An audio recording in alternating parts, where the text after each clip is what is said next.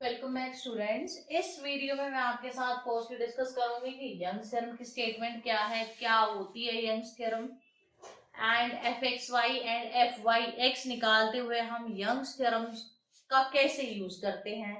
ठीक है, क्या करने में हेल्पफुल होती है। उसके बाद श्वास थ्योरम का भी मैं आपके साथ डिस्कस करूंगी कि ये क्या होता है और किस चीज में हेल्प करता है। देखो, दोनों थ्योरम्स का कॉमन पॉइंट क्या है, ये थ्योरम भी और ये थ्योरम भी हेल्प करती है एफ वाई एक्स को एफ एक्स वाई के इक्वल है या नहीं ये जानने में। बट ये दोनों थ्योरम्स आपको नेसेसरी कंडीशन प्रोवाइड नहीं करती है, ओनली सफिशिएंट कंडीशन प्रोवाइड करती है कि हाँ, अगर दोनों स्टेटमेंट सेटिस्फाई हो रही है तो ठीक है, ऐसा आएगा। लेकिन समटाइम्स इन दोनों स्टेटमेंट की कंडीशंस सेटिस्फाई ना होने पर भी आपके ये दोनों इक्वल आते हैं। क्लियर है?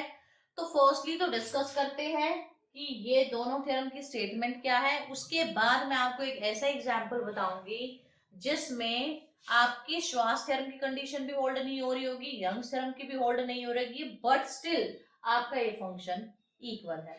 सबसे पहले डेफिनेशन सुनो, सॉरी ये डिफरेंस सुनो, नेसेसरी कंडीशन और सफिशिएंट कंडीशन में क्या होता है। मैं आपसे कहूं कि आपको ठीक है, मैं आपसे कहूं कि आपको ट्रेवल करके कहीं मैं आपको एक लोकेशन असाइन करूं and then I told you कि आपको वहां पे जाना है और आप कैसे भी पहुंचो, टू व्हीलर से पहुंचो, थ्री व्हीलर से पहुंचो, फोर व्हीलर से पहुंचो, इट इज योर चॉइस। बस आपको इस टाइम पे वहां पे पहुंचना है, तो आपका पहुंचना सफिशियंट है। मैं बिल्कुल नहीं देख रही आप कैसे आए, आप बाय एयर आए, बाय लैंड आए, कैसे आए, मैं नहीं देख रही।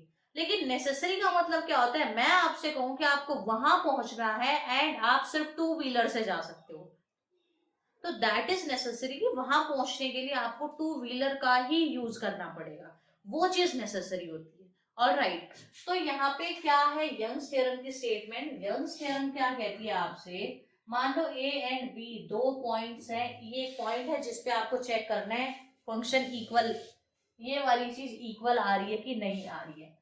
तो मैं फर्स्ट कंडीशन क्या है यंग्स थ्योरम की, F X F Y exist करने चाहिए नेबरहुड ऑफ ए बी।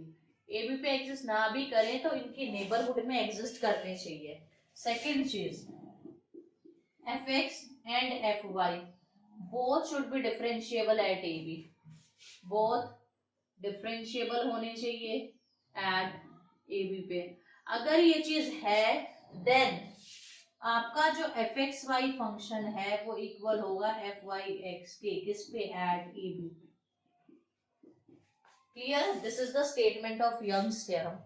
श्वास थ्योरम क्या कहती है, ये कहती है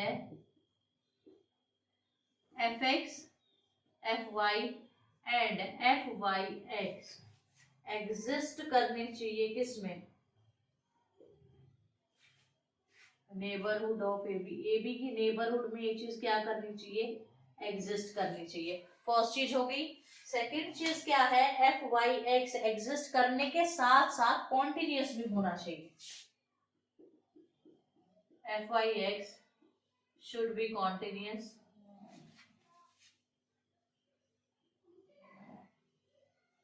एट ए बी। ठीक है, कॉन्टिन्यूस है then f x y exist करेगी and F x y at A b equal होगा एफ वाई एक्स के एट ए बी। समझ आई? तो ये दोनों थ्योरम्स आपकी सफिशिएंट कंडीशन को बताती है, नेसेसरी कंडीशन को नहीं बताती, इस बात को ध्यान रखना। ओके, तो ये था आपका। अगर आपको वीडियो अच्छी लगी है प्लीज इसको लाइक करो, ज्यादा से ज्यादा शेयर करो एंड प्लीज चैनल को सब्सक्राइब करो।